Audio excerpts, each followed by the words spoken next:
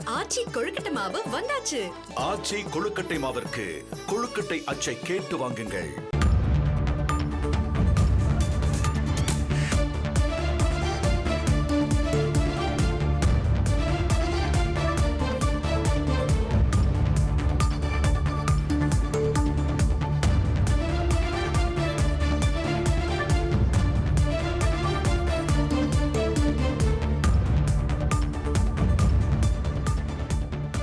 இந்திய பிரதமர் மோடியுடன் ரஷ்ய அதிபர் தொலைபேசி வாயிலாக தொடர்பு கொண்டு பேச்சுவார்த்தை நடத்தியிருக்கிறார்.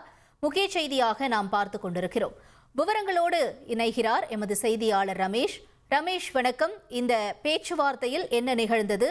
விவரம் தெரிய வந்திருக்கா? நிலவரம் என்ன? பரபரப்பான உலக அரசியல் சூழ்நிலையில் ரஷ்ய அதிபர் புதின் பிரதமர் மோடியை தொலைபேசியில் தொடர்பு கொண்டு உரையாடி இருக்கிறார்.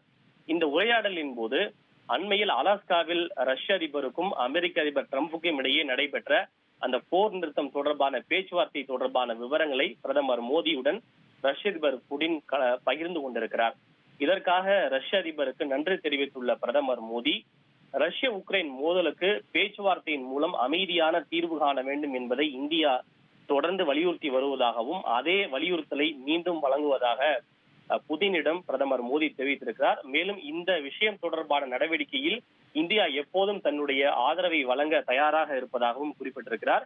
இது தவிர பல்வேறு விஷயங்கள் தொடர்பாக இரு நாட்டு தலைவர்களும் தொடர்ந்து கான்ஸ்டன்ட் டச், அதாவது தொடர்பில் இருக்கவும் இரு நாட்டு தலைவர்களும் ஒப்புக்கொண்டிருக்கின்றனர்.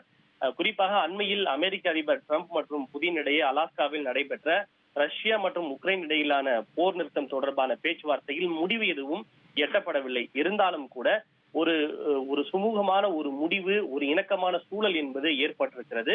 அது தொடர்பான முழு விவரங்களையும் பிரதமர் மோடியிடம் ரஷ்ய அதிபர் புடின் பகிர்ந்து கொண்டிருப்பது முக்கியத்துவம் வாய்ந்ததாக பார்க்கப்படுகிறது.